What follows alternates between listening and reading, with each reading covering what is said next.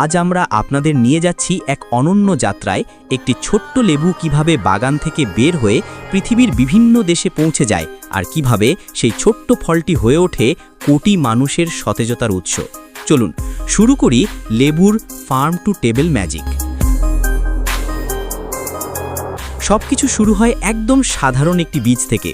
সঠিক মাটি, সূর্যালোক আর যত্ন পেলে লেবুর গাছ দ্রুত বড় হতে থাকে। তারপর গাছে ফুটে ওঠে সাদা রঙের ছোট ছোট ফুল। আর ঠিক এখানেই ঘটে প্রকৃতির এক অসাধারণ ঘটনা, পরাগায়ন। মৌমাছিরা এই পুরো প্রক্রিয়ার নীরব নায়ক। এক ফুল থেকে আর এক ফুলে পরাগ নিয়ে যাওয়ার মাধ্যমে তারা লেবুর ফল ধারণের সবুজ আলোটা জ্বালিয়ে দেয়।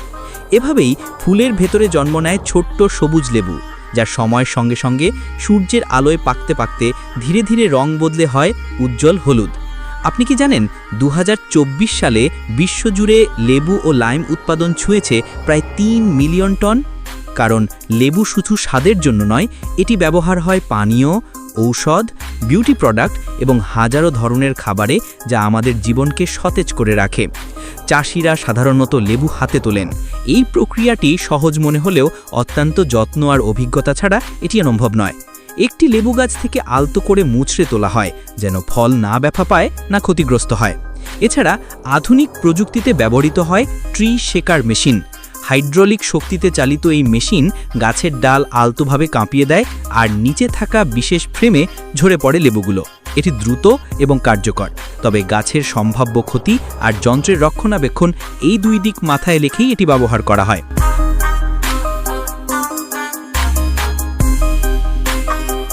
বাগান থেকে আসা লেবুগুলো প্রথমে ঢোকে সর্টিং সিস্টেমে। এখানে কাঠছেঁড়ার দাগ, বিবর্ণতা বা ক্ষত সবকিছু পরীক্ষা করা হয়। খারাপ লেবু আলাদা হয়ে যায় আর ভালোগুলো এগিয়ে যায় ধোয়ার পর্বে। প্রথমে বিশাল পানি ভর্তি ট্যাঙ্কে লেবু ডুবানো হয়, তারপর উচ্চ চাপের নজেল দিয়ে ভালোভাবে ধোয়া হয়। সবশেষে শক্তিশালী এয়ার ব্লোয়ারে লেবুগুলো শুকিয়ে নেওয়া হয়, যাতে ব্যাকটেরিয়া জমতে না পারে এবং তাজা ভাব বজায় থাকে।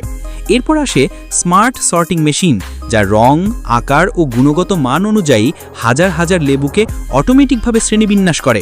এক কথায় কৃষি প্রযুক্তির ভবিষ্যৎ। সর্টিং শেষ হলে লেবুগুলো রাখা হয় শক্ত প্যাকেজিং বক্সে, যাতে পরিবহনের সময় লেবু নষ্ট না হয়। দোকানে এলে এগুলো আসে বিভিন্ন সাইজের মেশ ব্যাগে, যা গ্রাহক সহজেই হাতে নিয়ে মান যাচাই করতে পারেন। এবার চলুন উড়ে যাই ইটালির আমালফি কোস্টে, বিশ্ববিখ্যাত লিমনচেলো লিকার তৈরির প্রক্রিয়ায়। সেখানে বাছাই করা সবচেয়ে পাকা উজ্জ্বল হলুদ লেবুগুলো ফার্ম থেকে তুলে আনা হয় কারখানায়। প্রথমে ধোয়া, তারপর মান যাচাই, এরপর রস বের করা হলেও সবচেয়ে গুরুত্বপূর্ণ অংশটি হচ্ছে লেবুর খোসা, কারণ এই খোসাতেই থাকে এসেনশিয়াল অয়েল, যা লিমনচেলোকে দেয় এর অনন্য সুবাস ও স্বাদ। এই খোসা অ্যালকোহলে ভিজিয়ে রাখা হয় আর ধীরে ধীরে তৈরি হয় সোনালী রঙের সেই জনপ্রিয় লিকার। আজ আমরা দেখলাম একটি ছোট্ট লেবু কিভাবে প্রকৃতি, প্রযুক্তি আর মানুষের যত্নের সমন্বয়ে এক বিশাল শিল্পে পরিণত হয়। টেকসই কৃষিকে সহায়তা করতে চাইলে লেবু ও লেবুজাত পণ্য কেনার সময় স্থানীয় ও দায়িত্বশীল উৎপাদনকারীদের সমর্থন করুন। এভাবেই ফার্ম থেকে টেবিল পর্যন্ত লেবুর অবিশ্বাস্য যাত্রা আমাদের জীবনে আনে সতেজতা, স্বাদ এবং শক্তি। Thanks for watching. আরও এমন ইনফরমেটিভ ভিডিও পেতে চ্যানেলটি অবশ্যই ফলো করুন। আবার দেখা হবে পরের ভিডিওতে।